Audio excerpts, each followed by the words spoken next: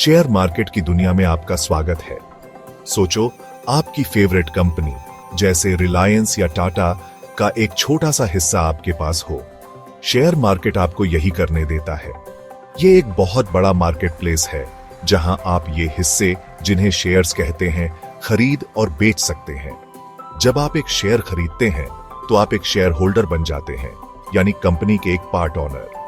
Share market पहली बार में थोड़ा कॉम्प्लिकेटेड लग सकता है, लेकिन बेसिक्स समझ आने के बाद ये सिंपल है। इसे एक बड़े बाजार की तरह समझो जहां बायर्स और सेलर्स ट्रेड करने आते हैं। सब्जी या कपड़ों की जगह वो कंपनियों के शेयर्स खरीदते बेचते हैं। शेयर्स के दाम कई चीजों पर निर्भर करते हैं, जैसे कंपनी का परफॉर्मेंस, इंडस्ट्री ट्रेंड्स और ओवरऑल इकोनॉमिक कंडीशंस।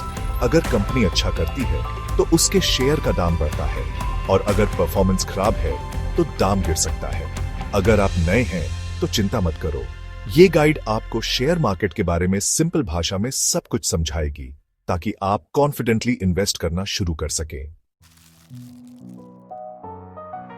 मान लो आपको एक चॉकलेट ब्रांड बहुत पसंद है और आपको लगता है कि आगे चलकर ये और भी पॉपुलर हो जाएगी। ये चॉकलेट कंपनी शेयर मार्केट में लिस्टेड है, मतलब इसने पब्लिक को शेयर्स खरीदने के लिए ऑफर किए हैं। जब आप इस कंपनी के शेयर्स खरीदते हैं तो आप उसमें ओनरशिप ले रहे होते हैं।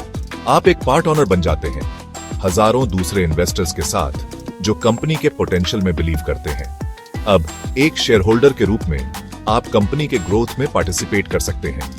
अगर कंपनी अच्छा परफॉर्म करती है, उसका प्रॉफिट बढ़ता है और आपके शेयर्स की वैल्यू भी बढ़ सकती है। फिर आप अपने शेयर्स खरीदे हुए दाम से ज्यादा दाम पर बेचकर प्रॉफिट कमा सकते हैं। लेकिन याद रखना जरूरी है कि शेयर्स के दाम गिर भी सकते हैं। अगर कंपनी अपने टारगेट्स पूरे नहीं करती या प्रॉब्लम्स आते हैं तो शेयर का दाम गिर सकता है और आपको नुकसान हो सकता है।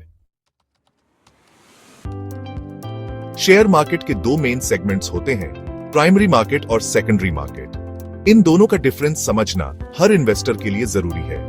प्राइमरी मार्केट वो जगह है जहां कंपनीज पहली बार पब्लिक को इनिशियल पब्लिक ऑफरिंग या आईपीओ के थ्रू अपने शेयर्स इश्यू करती है।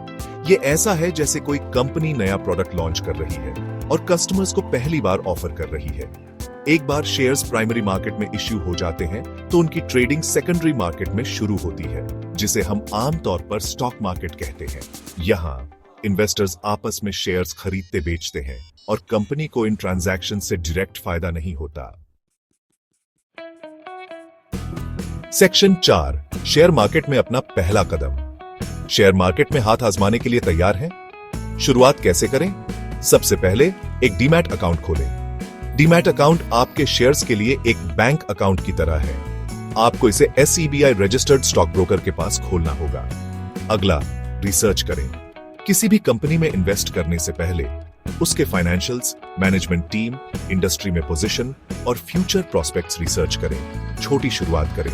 अपनी सारी सेविंग्स एक साथ शेयर मार्केट में इन्वेस्ट न करें। एक छोटी अमाउंट से शुरू करें, जितना पोटेंशियल लॉस आप अफोर्ड कर सकें, और अंत में अपने पोर्टफोलियो को डाइवर्सिफाई करें। सारे अंडे एक ही टोकरी में न रखें। रिस्क कम करने के लिए अलग अलग सेक्टर्स की कंपनीज में इन्वेस्ट करें।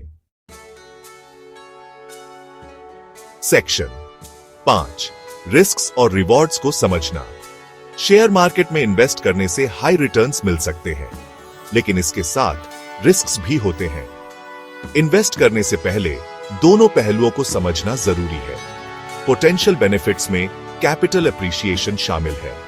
अगर आप जिस कंपनी में इन्वेस्ट करते हैं वो अच्छा परफॉर्म करती है तो उसके शेयर का प्राइस बढ़ सकता है, जिससे आपके इन्वेस्टमेंट की वैल्यू बढ़ेगी। दूसरा बेनिफिट है डिविडेंड अर्निंग्स।